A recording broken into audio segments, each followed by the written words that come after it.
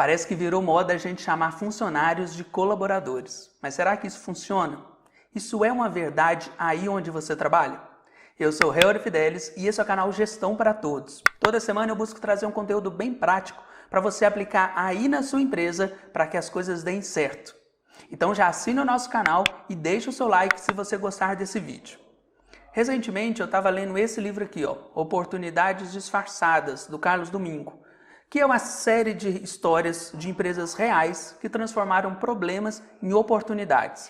Vale muito a pena, é bem legal. E ele estava contando uma história de um colaborador que recebeu um desafio do seu chefe. A empresa precisava desenvolver uma nova linha de produtos.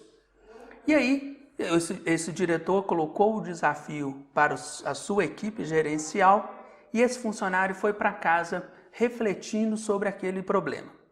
Um determinado dia, no final de semana, eles estavam se preparando para ir para um evento e a esposa estava atrasando para se arrumar. Tradicional, né? Mas enquanto a esposa estava ali se preparando, ele sentou e começou a refletir sobre o desafio de lançar essa nova linha de produtos. E aí, em algum determinado momento, a esposa dele chegou para ele e falou: "Estou quase pronta, só falta passar o batom." E aí foi um estalo na cabeça desse funcionário. A empresa onde ele trabalhava desenvolvia colas, mas eles estavam precisando melhorar e criar um novo produto para uma cola que não fosse num formato muito líquido. E aí, quando a esposa falou sobre o batom, esse colaborador pensou: "Uau, será que esse tipo de material utilizado para fazer batom poderia ser aplicado em colas?" E aí, ele levou essa ideia na empresa e depois de alguns meses, eles criaram a cola em bastão, aquela cola Prit, sabe? Pois é, isso foi em uma situação corriqueira do dia a dia em que aquele colaborador estava pensando no desafio proposto pelo seu líder. E foi aí que ele teve uma ideia que mudou para sempre a realidade dessa empresa. Os seus funcionários ou os seus colaboradores têm essa atitude na sua empresa? Eles levam para casa ou eles refletem sobre as situações que ocorrem aí no seu trabalho?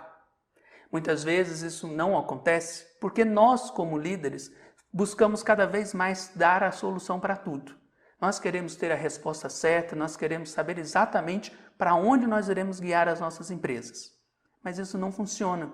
O ideal é que o líder tenha uma liderança cada vez mais participativa. Ao invés dele ser o detentor de todo o conhecimento, é importante ele compartilhar os desafios com a equipe, criando assim um ambiente participativo, colaborativo e inovador. Você não tem todas as melhores ideias do mundo. Pode ter até algumas boas, mas todas não tem. Com um número maior de pessoas ajudando você a solucionar os problemas, a vencer os desafios, com certeza os resultados serão melhores. Já viu aquela ideia de que duas cabeças pensam melhor do que uma?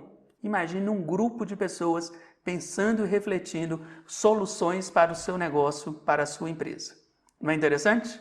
O Carlos conta também nesse mesmo livro uma outra história que ele não sabe dizer exatamente se ela é tão verdadeira assim, mas que ela mostra um exemplo bem interessante.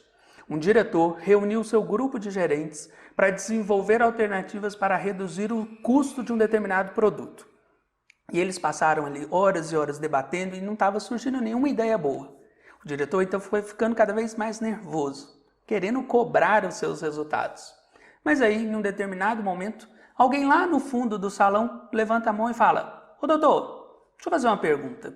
Será que esse produto realmente precisa ter embalagem?" Todo mundo olhou para um lado. Quem é que estava falando? Era o rapaz que estava lá no fundo, limpando aquele salão. Mas ele estava ali ouvindo aquela conversa. E a pergunta dele não parecia fazer muito sentido. Como assim? Um produto não ter embalagem? Pois é, sabe que empresa era essa? Era uma empresa de pneus.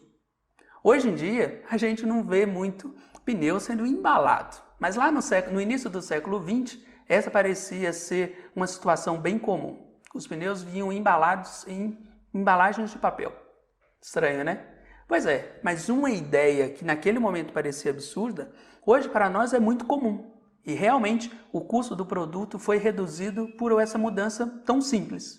Por quê? Porque alguém ali naquela empresa estava interessado em contribuir.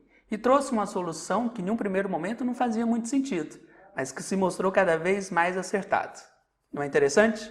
Então busque nessa semana identificar quais são os desafios que vocês têm a vencer e compartilhar isso com a sua equipe. Ouça o que eles têm para lhe dizer com ideias, com propostas, porque eles estão realmente ali enfrentando o dia a dia da empresa, sabem das dificuldades e com certeza têm ideias e sugestões que irão contribuir para o resultado de vocês. Beleza? Então um abraço e até mais!